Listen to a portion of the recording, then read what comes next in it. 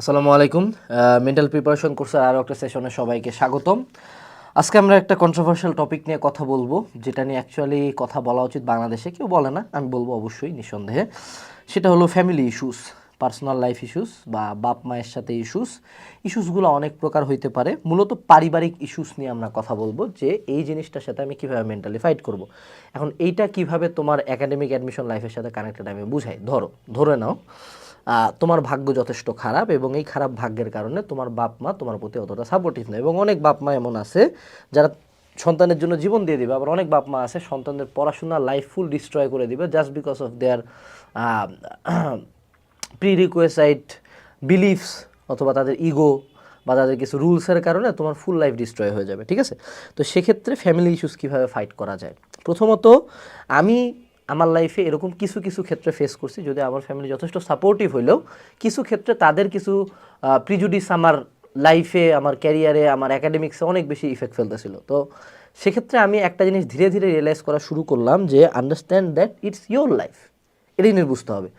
তুমি যদি তোমার বাবা মা বা পরিবারের দিকে তাকাও, প্রত্যেকে কিন্তু একটা সেপারেট এন্টিটি, তুমি একটা কমপ্লিট সেপারেট এন্টিটি। তারা বিয়া করছে, বাচ্চা কাচ্চা ফুটাইছে, তারপর বড় হয়ে গেছে, তারপর তুমি বড় হয়েছে, এখন তোমার উপর তারা একটা প্রেশার প্রোভাইড করতেছে।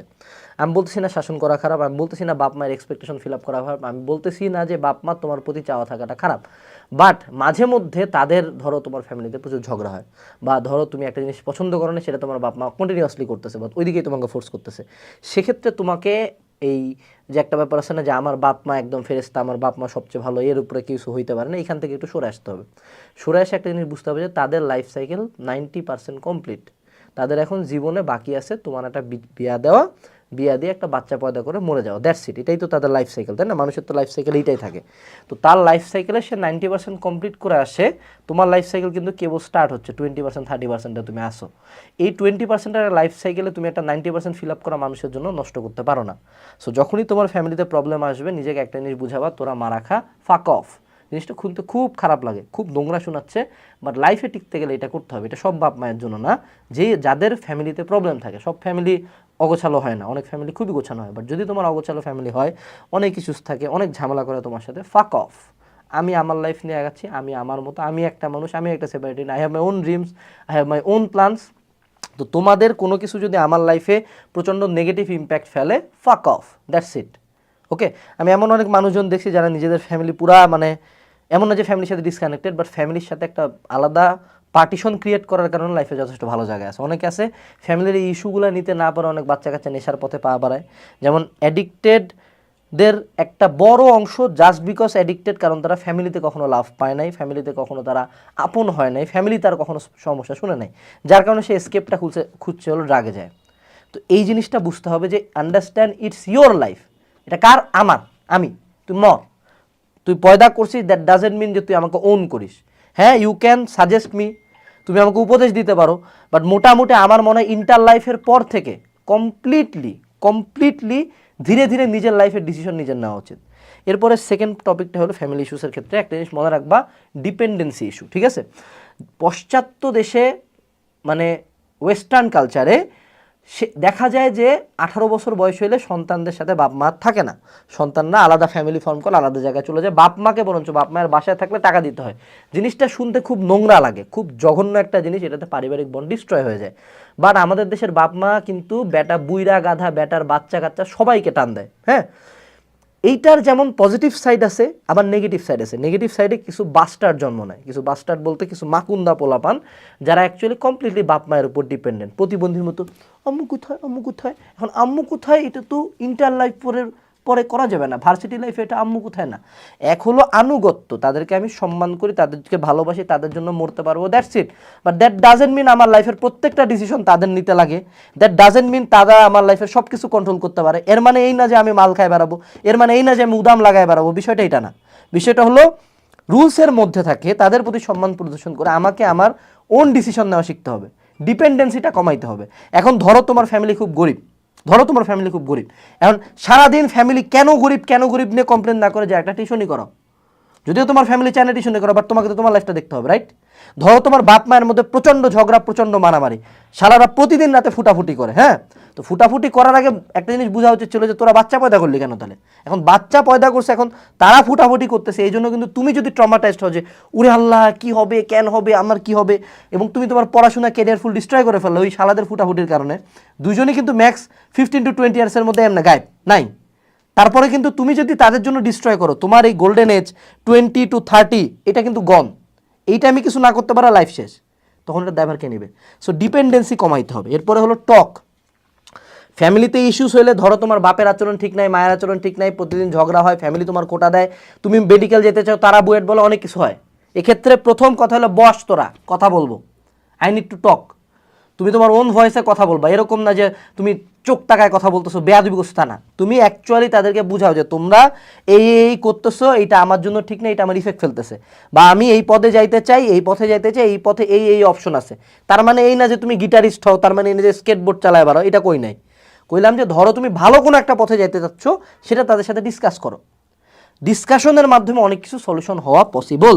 এরপরে থার্ড পয়েন্ট, ধরো রিভোল্ট, প্রতিবাদ করা। মানে কি, কিছু ক্ষেত্রে তোমার ধরো বড় ভাই, ছোট বোন, আত্মীয় স্বজন, পাশের বাড়ির আন্টি, নানি, চাচি, মামা, খালা, ফুফু, শালক, শালিকা, যে হোক, এনি ফ্যামিলি মেম্বার তোমার কোনো একটা কাজ করে যাচ্ছে, ধরো ইনসাল্ট করতেছে বা তোমার এগেনস্টে কথা বলছে, যা করতেছে, এমন কিছু করতেছে যেটা তোমাকে পার্সোনালি হার্ম করতেছে, তখন তোমাকে যেটা করতে হবে, ইউ হ্যাভ টু রিভোল্ট। প্রথম দুইবার বলবা যে আমি পছন্দ করি না, তারপরে প্রতিবাদ, তীব্র প্রতিবাদ, যে এটা করবি না, ফার্দার করা যাবে না।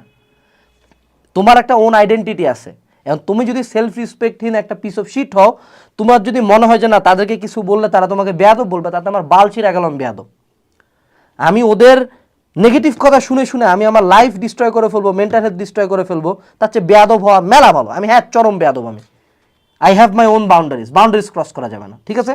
এরপরে আসো নট পার্মানেন্ট। অনেকে বলে ফ্যামিলি পার্মানেন্ট, অনেকে বলে ফ্যামিলি এই। মনে রাখবা তোমার বাপ মা তোমার লাইফে সবচেয়ে আপন মানুষ, মানে এই পৃথিবীতে এই দুইটা মানুষ নিঃস্বার্থে থাকবে, বাট তারপরও একটা জিনিস বুঝো যে তোমার ফ্যামিলি পার্মানেন্ট না। ইন্টার পাসের পরে যেদিন তুমি বাড়ি থেকে বের হয়ে ভার্সিটিতে গেছো, ওই দিন থেকে তুমি তোমার ফ্যামিলির কোনো ভালো না, ওই দিন থেকে তুমি তোমার ফ্যামিলির গেস্ট, নেক্সট থেকে কোনো দিন একসাথে হবে না। That's the reality, that's the fucking reality. এটা খুব জলদি তোমার মাথায় সেট ইন হবে, বাট বুঝবা পরে, এখন না। দেন সেকেন্ড কথা হলো কোনো মায়া মানুষ, তোমার তো ভাই বিয়া হইলেই গন, তুমি কিন্তু এই ফ্যামিলির মেম্বার আর না, এই ফ্যামিলির কোনো দায়ভারও নাই তোমার উপর, সেকেন্ড ফ্যামিলির উপর তোমার দায়ভার। তো এই প্রতি ক্ষেত্রে কি দেখতেছি যে বাপ মার সাথে আমাদের লাইফটা ম্যাক্সিমাম কত হয়, 45-50 পর্যন্ত, মেজরিটি বাপ মা সন্তানের 30-35-এ মরে যায়, খুব লাকি হলে 40 পর্যন্ত বাপ মা থাকে। তো তারা কিন্তু আমাদের লাইফের কাইন্ড অফ একটা টেম্পোরারি পার্ট। এবং আরও দুঃখের কথা হলো যে এই ভাই বোনের জন্য জীবন ধ্বংস করে হেলাইতেছো, সেই ভাই বোন বাপ মা মরার পরে তোমার এগেনস্টে রিভোল্ট করে, কেস করে, খুন করে, যেমন হোক সম্পত্তি নিবে। ভাই বোনের সম্পর্কটা ডিপেন্ডিং অন বাপ মা। যেমন যত আপন আমরা দেখাই, হ্যাঁ, অত আপন আসলে কেউই না। তো আমি বলতেছি না সম্পর্ক নষ্ট করো, রক্তের সম্পর্ক ছিন্নকারী জাহান্নামী, হ্যাঁ, এটা ইসলামের কথা, এটা আল্লাহ একদম অপছন্দ করে, বাট দ্যাট ডাজেন্ট মিন যে তাদের কারণে আমার কোনো ক্ষতি হবে। আমি প্রতিবারই কথাগুলো বলতেছি, কারণ ফ্যামিলি প্রবলেমে যারা ভুগো, সবচেয়ে বেশি ভুগো যে এরা আমার সবচেয়ে কাছের মানুষ, এদের কাছ থেকে কেন আমি ঝামেলায় পড়তেছি, বাট ওইখানে নিজেকে বুঝাইতে হবে যে এইটাও পার্মানেন্ট না। এরপরে আসো দে ওয়ান্ট দ্য বেস্ট। এখন ধরো আমি যদি বলি যে বাপ মায়ের এগেনস্টে রিভোল্ট করে একটা কাজ করো, হ্যাঁ, যেমন আমি মেডিকেলে পড়ি নাই, বইয়ে পড়তেছি, এখন আমার বাপ মা মেডিকেল কেন পড়তে বলছে, কারণ তাদের টার্গেট ছিল যে আমার ছেলেটা একটা স্টেবল ইনকাম পাক, স্টেবল একটা জব পাক, সম্মানে থাকুক। তা আমি এখন যেই কাজটা করতেছি এটাতে তো আমি খারাপ নাই, তো তাদের রিকোয়ারমেন্টটা ফিল আপ হয়েছে, সেক্ষেত্রে আমাকে তাদের রিভোল্ট করে আমার এটা চালু করতেছি, রিভোল্ট করে বইটা আসতে হয়েছে। যদি আমি রিভোল্ট না করতাম, আলটিমেটলি কিন্তু তাদের উইশটাও ফিল আপ হইতো না। অর্থাৎ তোমার ফ্যামিলি চাই তুমি ভালো করো, কিন্তু মাঝে মধ্যে তারা অনেক বেশি ভালো চায় বসে, এত বেশি ভালো চায় যে তোমার লাইফের পুটকিটা মেরে দেয়। তো সেক্ষেত্রে কি করতে হবে, তারা যেহেতু ভালো চায় এই জন্যই আমি তাদের এগেনস্টে যে এই কাজটা করছি। দ্যাট ডাজেন্ট মিন কোনো পোলার লগে পালায় যাবা, দ্যাট ডাজেন্ট মিন মায়া নিয়ে পালায় যাবা, দ্যাট ডাজেন্ট মিন নেশা করবা, something that will help you in life to be better, যেটা তারা চায়। এরপরে আসো এক্সপেকটেশন অ্যান্ড রিয়ালিটি। এক্সপেকটেশন ফ্যামিলির কাছ থেকে অনেক অনেক কিছু থাকে। আমরা ফ্যামিলি বাইরে যতটা ভালো দেখায়, প্রত্যেকের ফ্যামিলি ফুল পবিত্র ফ্যামিলি, ফ্যামিলিতে কোনো ঝামেলা নাই, বাপ খুব সাপোর্টিভ, মা খুব সাপোর্টিভ, একেবারে মানে মানে কি বলবো ঢলাঢলি অবস্থা, এমন সবার ফ্যামিলি না। বাস্তবতা এটা আমি আগে বুঝতাম না। আগে মনে হতো যে সবার ফ্যামিলি এত জোস, আমার ফ্যামিলিতে কিছু কিছু ইস্যুস আছে। কেন আছে? প্রত্যেকের ফ্যামিলিতে ইস্যুস আছে। রিয়ালিটি হলো ফ্যামিলি যেখানে কয়েকজন মানুষ থাকবে সেখানে ইস্যুস থাকবেই, you have to be okay with that. And কখনো এই হীনমন্যতায় ভুগবা না যে তোমার ফ্যামিলি খারাপ, তোমার ফ্যামিলি হয়তো বা তোমার প্রতি সাপোর্টিভ না। কোনো একটা ফ্রেন্ড, অনেক মানুষ আছে ফ্যামিলির ব্যাপারটা এতটা সিক্রেট আর এতটা সিক্রেট যে কেউ এটা বাইরে বলতেই চায় না, যে বাসায় খুনাখুনি হয়ে যায়, কেউ বাইরে জানবে না। তো সেক্ষেত্রে হীনমন্যতায় ভুগবা না যে আল্লাহ আমার ফ্যামিলিটা এত খারাপ, বাকিদের ফ্যামিলি এত জোস। ওরা দেখায় জোস, ওদের জোস না, সবাই জোস না। এরপরে হলো ডোন্ট বি নেগলেক্টেড। এটা লাস্ট কথা বলি, দেখো ওই যতই আমরা বলি বাপ মা বোন, যতই আমরা বলি বাপ মা অনেক দেয়, বাপ মা আবার মাঝে মধ্যে পার্সিয়ালিটি করে, বলে না যে বাপ মা সব সন্তানকে সমানভাবে ভালোবাসে, মিথ্যা কথা, চরম মিথ্যা কথা। বাপ মায়ের ফেভারিট কিছু চিলড্রেন থাকে এবং কিছু চিলড্রেন থাকে খুব চালাক, এই জিনিসটা বুঝে বাপ মায়ের কাছ থেকে নিতেই থাকে। আমি এমন ফ্যামিলি চিনি যেই ছোয়ালটা বাপের টাকায় পড়ছে, বাপের টাকায় বিয়া করছে, এখন বউকে পর্যন্ত বাপ খাওয়ায়, বাপ মাকে কোনো ভালো দেয় না, বাপের বয়স 60 পার হয়ে গেছে। এগুলো হলো বেহায়া মাদাচ্চোদ। এখন বেহায়া হইলে সমস্যা নাই, সমস্যা হইলো যে ওই যদি নিতেছে তো আমি কেন নিব না বে, আমি কেন সম্পত্তি ছেড়ে দিব, আমি কেন টাকার সাপোর্ট নিব না, আমি কেন বাপ মা আমার বেলা রুল কেন চেঞ্জ করবো, ওর বেলা রুল এত ইজি, ও যা ইচ্ছা তাই করতে পারে, আমার বেলা এত রুল কেন? খারাপ কিছু করার জন্য বলতেছি না, বলতেছি তুমি তোমার ফ্যামিলির কাছ থেকে যেটা পাও, যেটা পাওয়া উচিত, অন্য কেউ পাইলে তোমাকে এনশিওর করতে হবে আমি কেন পাচ্ছি না, আমি তো মানুষ, আমি তোমার সন্তান, আমিও তোমার ডিএন, আমার কি প্রবলেম? বুঝছো? এবং আরেকটা লাস্ট পয়েন্ট বলি, শোনো, পৃথিবীর সকল সম্পর্ক ডিপেন্ড করে হলো সফলতার উপর। তুমি সফল হও, ক্যারিয়ারে আগাও, ভালো রেজাল্ট করো, টাকা কামাও, সম্মানিত হও, ফেমাস হও, জায়গা মতো যাও, ওই যেই বাপ মা বলতো যে এই সন্তানটা আমার জীবনের সবচেয়ে বড় অভিশাপ, এটা একটা মিস্টেক, এ আমাদের লজ্জা পরিবারের, সেই বাপ মা বুক ফুলে বলবে আমি তো বলছি এটা করার জন্য, এটা আমারই ছেলে। ফ্যামিলি হলো এমন একটা জিনিস, সকল ব্যর্থতার ভাগিদার হলো তুমি নিজে, সকল সফলতার ভাগিদার হলো ফ্যামিলি।